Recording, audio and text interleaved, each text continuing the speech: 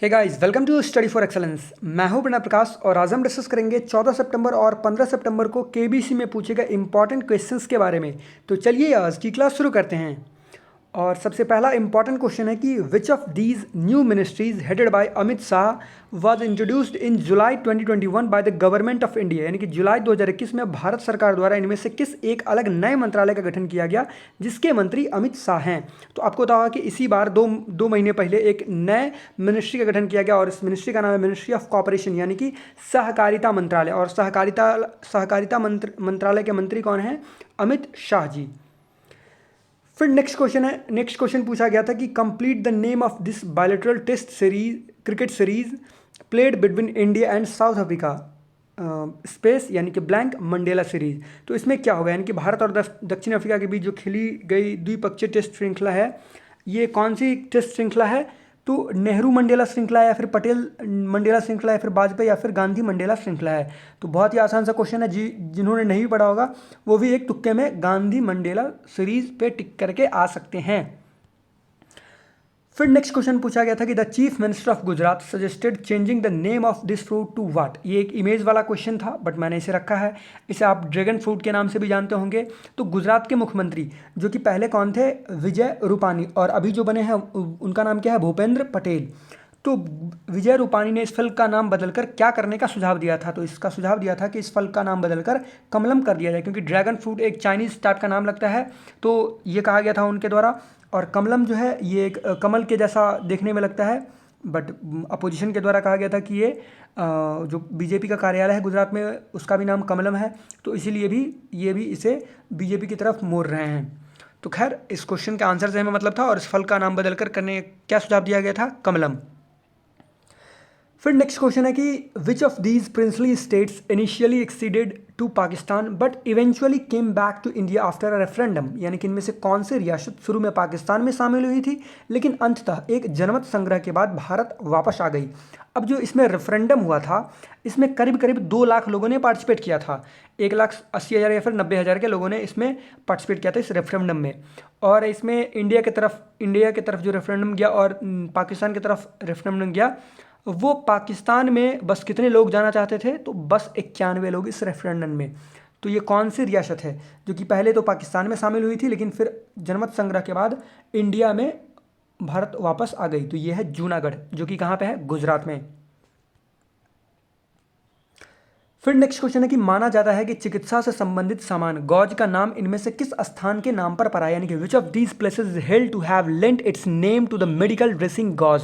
तो ये जो मेडिकल ड्रेसिंग में जो पट्टी लगाई जाती है ये कहाँ के स्थान के नाम पर पड़ा है?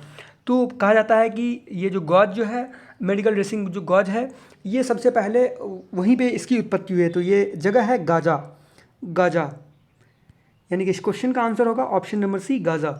फिर नेक्स्ट क्वेश्चन है कि which of these is a longitude that divides the earth into the eastern hemisphere and the western hemisphere. यानी कि इसमें से क्या एक देशांतर रेखा है जो पृथ्वी को पूर्वी और पश्चिमी गोलार्ध में विभाजित करता है? यानी कि equator, tropic of Capricorn, tropic of Cancer या फिर प्राइम मेरिडियन। तो इस क्वेश्चन का आंसर होगा option number D, prime meridian. यहाँ पे आप देख सकते हैं ये जो है अर्थ को जो है ये पूर्वी और पश्चिमी गोलार्ध में विभाजित करता है।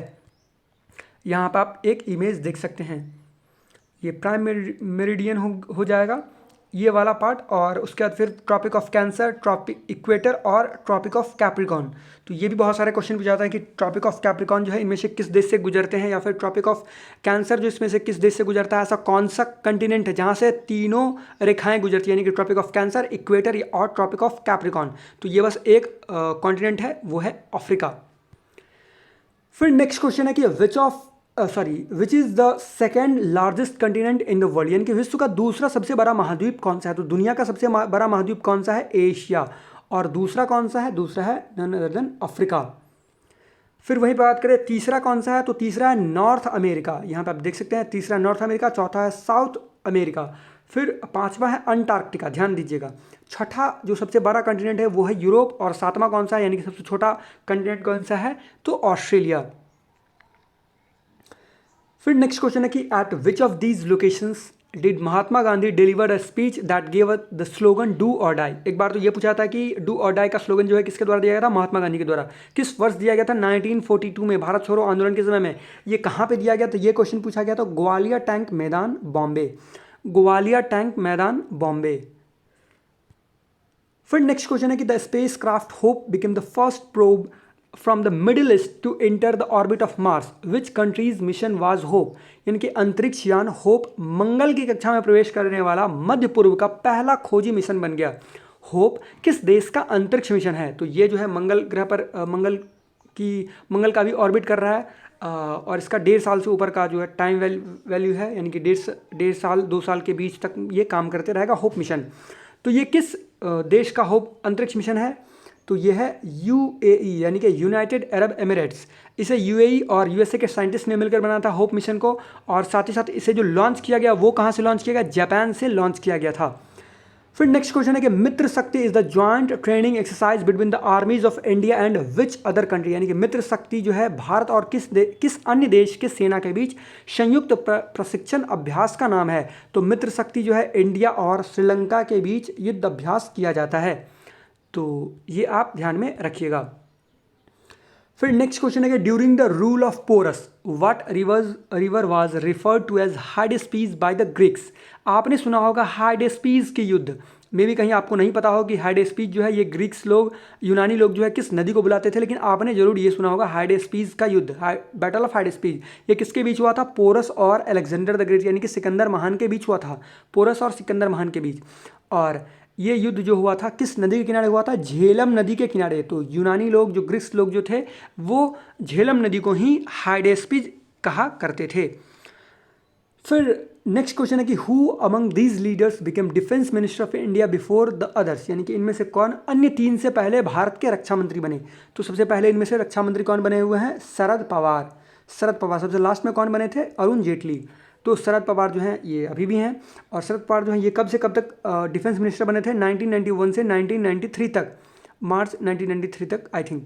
और ये किसके शासनकाल में बने थे, तो PV नरसिम्हा राव उस समय जो है इंडिया के प्राइम मिनिस्टर थे। उस समय शरद पवार जो हैं भारत के डिफेंस मिनिस्टर बने थे। So this is the end of our video. I hope आपको ये वीडियो अच्छा लगा हो, और अगर वीडियो अच्छा लगा हो तो प्लीज़ वीडियो को लाइक कीजिएगा, वीडियो को शेयर कीजिएगा, और हमारे चैनल स्टडी फॉर एक्सेलेंस को सब्सक्राइब कीजिए, जिससे आपको आने वाली वीडियो मिलती रहे। Thanks for watching.